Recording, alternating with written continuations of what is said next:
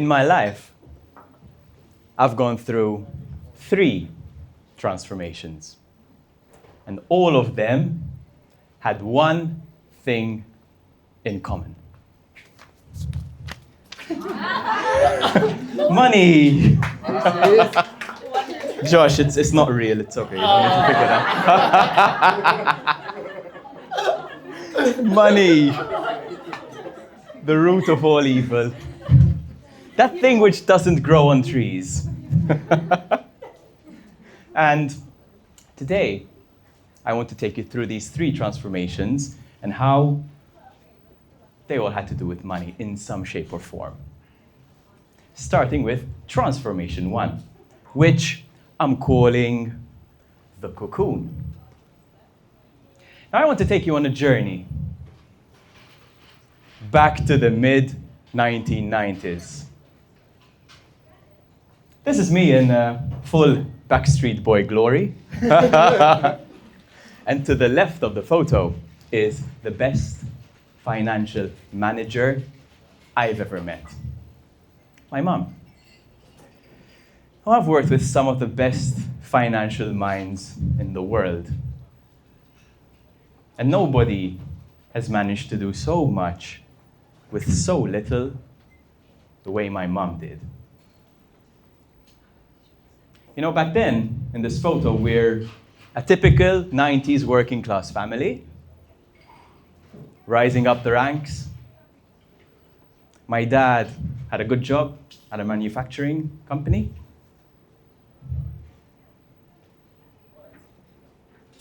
I was enrolled in a brand new private school, and we were the first class, literally, and it was amazing. We had girls as well, which was pretty cool at the time as a 12-year-old.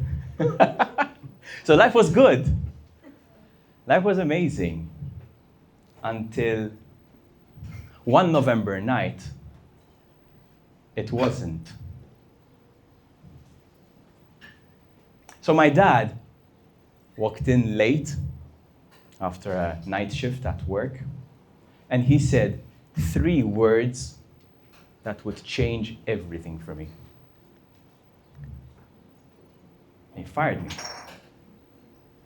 Still remember my mom. He fired you. How are we going to pay the bills? Pay the home loan? Pay the brand new car loan? And the last one hit me really hard. How are we going to feed the kids? And just like that, we plunged into overnight poverty. My dad walked out, and I didn't see him for a good number of months. But my mom, to her immense credit, she stepped up. And at one point, she was juggling 3 jobs just to put a hot plate on the table. This is her heading to her night shift at this merch pub, which, to her credit, she chose a good bar. But the hardest part of this all wasn't this moment. It wasn't the abuse, which was hard to experience and witness as well. The hardest part was the loss of a childhood. In fact, all of these photos were taken before that moment. Very few photos after. On Monday, 6th November of the year 2000, I was literally, from one day to the next, pulled out of this brand new private school, and think of this as a 12-year-old not knowing anything else. I was plunged, thrown into this 100-year-old school with crumbling chairs and wobbly tables, and the smell of 40 sweaty boys in an area the size of that part of the room, literally. I'll never forget that smell. In fact, this photo exemplifies my experience in that school. That's the best day in that school. It was the last day of school. Believe it or not, some of Malta's most prominent business leaders are piled up in that photo. Really? Yep. Guilty as charged. But as for me, I quickly spiraled. I drank. I smoked. 12 years old. I formed a heavy metal band, which was pretty cool. That was nice. But in the meantime, you know, my grades plummeted. I went from straight A's to 4 failed exams, 2 pity 50s out of 10. And all because of money.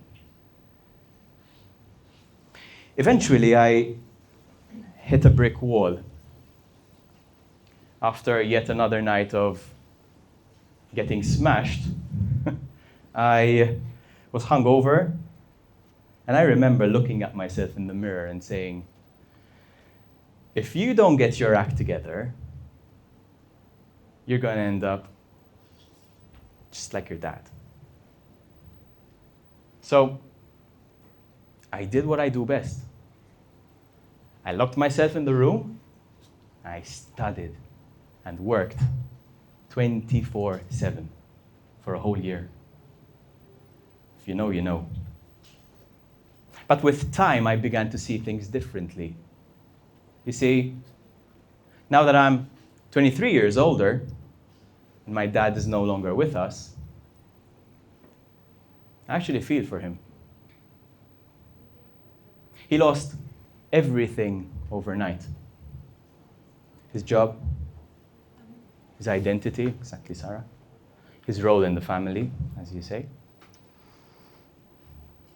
And when a man loses everything, where does he go? You know, to their absolute credit, women have built some fantastic communities. First one is here, the she word, Global Gaming Women, Tara, the Garage. And I'm fully supportive to empowering your communities with financial education. And long may that continue. But the truth is, and I feel a small microcosm as a male business owner of this loneliness, there doesn't exist a business community for males. Thank you. You know, to share their careers, their hopes, their fears, their dreams, their failures. So I think we carry our shame in silence and we soldier on. That's my opinion. This is fact. Here in Malta, 9 out of 10 suicides are men. That's way above the global average. That's already pretty high, 7 in 10. Suicide is the biggest killer of men under 50. All workplace fatalities in Malta are male. Men do the riskiest jobs. Men take much bigger financial risks than women. Probably because society dictates that we have to provide. But women, to your credit, you're catching up, you're earning more, and that's great. Maybe the world hasn't changed in parallel. It's why the average man, the UK, racks up 6 times more gambling debt than the average woman. And that reminds me of the rabbit hole that my own dad fell into.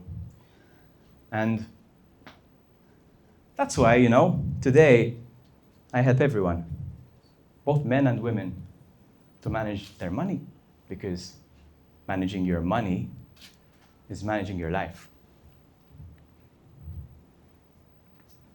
Well, things did eventually improve, and that's me, valedictorian of 2010, completing my first transformation.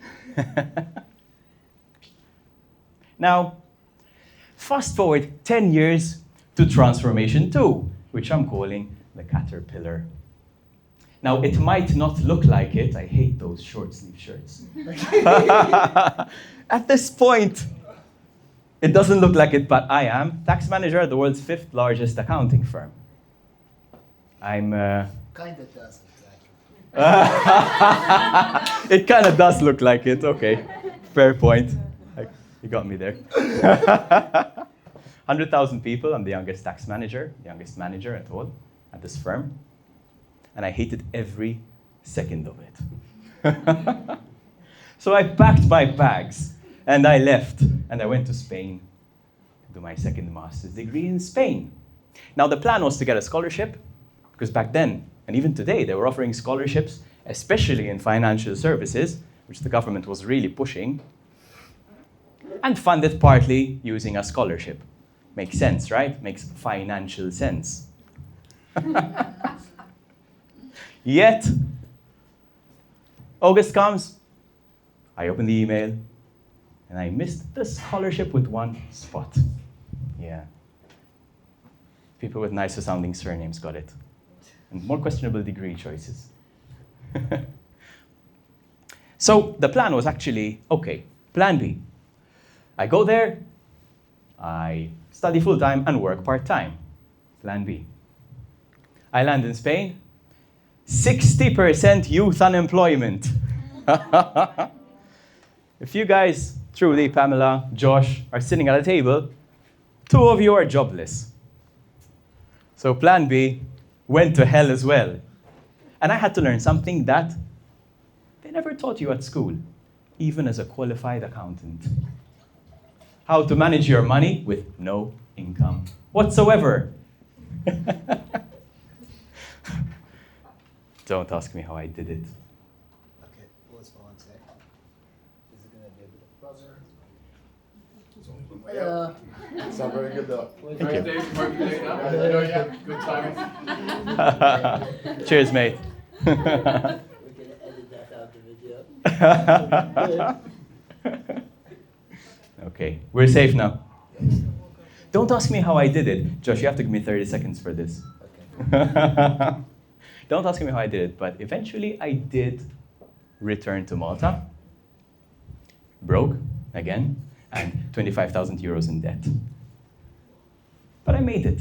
While at Deloitte, I sat for the CFA qualification, which is, according to Google and ChatGPT, one of the top 10 hardest exams in the world.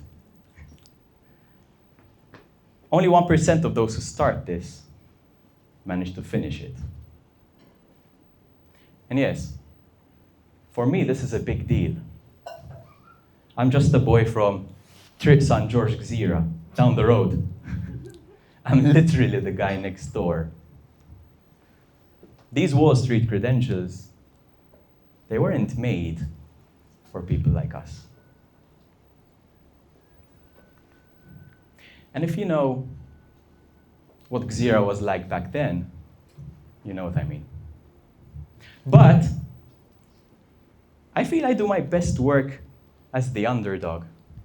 And I think nothing worth doing in life comes easy. Now, let's fast forward 10 years to 2023. Transformation 3. Now, this photo exemplifies what it feels like to be self-employed. Skydiving. Spreading our wings, eh? Yeah. Right, Josh? Also, shit scared. Exactly. Free fall. Every day, Sarah. But by now, it's 2023, right? And I'm still in corporate life, still in the rat race, and I'm disillusioned by it. And deep down, I always knew, even though I hid it, that if there were 2 things I was born to do in life, they're to teach and to write. Probably not to report to someone else. Safe to say.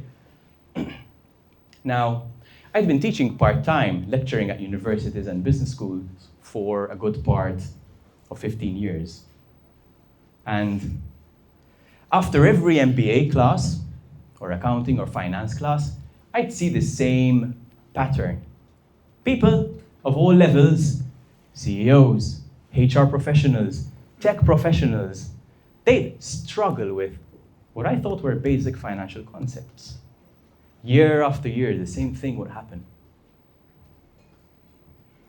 And the numbers don't lie.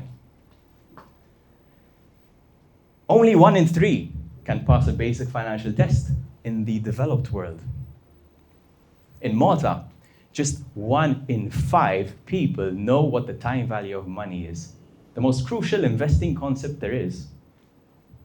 That's less than countries like Peru, Thailand, Romania, Hungary, Vicky. You guys are pretty high up. And Mark. So yeah, I kept teaching, kept coaching, I kept writing with this in the background, knowing this problem, this financial literacy crisis that we have. And then came the 25th of August of 2023. Now this was the day that my probation period at a new firm I was working at had ended. It's 6 p.m. Everyone's left the office. And the HR guy comes up to me and says, "We need to have a word."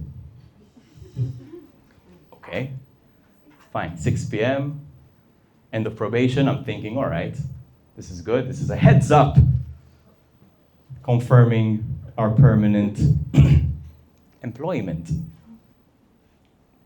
Instead, I got the axe. No prior warning. I delivered the project I had to deliver. And just like my dad all those years ago, I was the one out. But the difference this time was there was no escape. That same week, my relationship with someone I was living with ended. Just the day before, my very dad was admitted to intensive care, suffering from the most debilitating disease imaginable. So, in just 3 days, life as I knew it fell apart.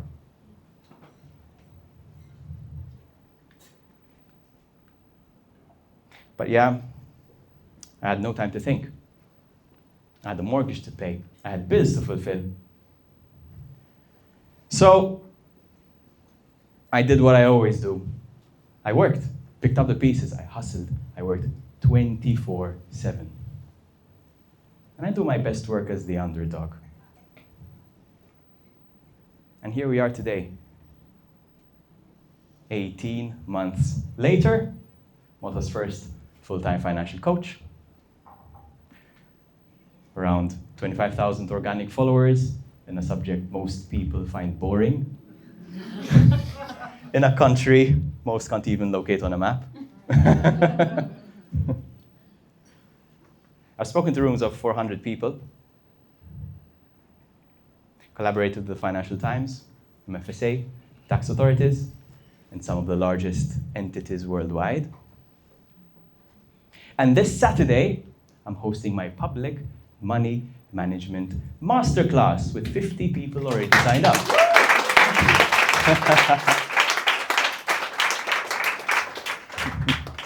Now, if you want to take control of your financial future, just scan the code or visit patrickdebattista.com to book. And because you guys know Josh and Josh is my friend, I'm giving you a 15% discount if you write the code SOHO15. Cheers. That's all right. Now, could I have possibly imagined this speaking to you 30 years ago? Not a chance in the world. But here's what I've learned. Transformation is not a walk in the park. You pay with your time, your energy, maybe even your youth. But I wouldn't have it any other way. Because for me, it's not about the pursuit of happiness. I find happiness in the pursuit. So the question that I have for you is this. Are you willing to pay the price? Thank you so much.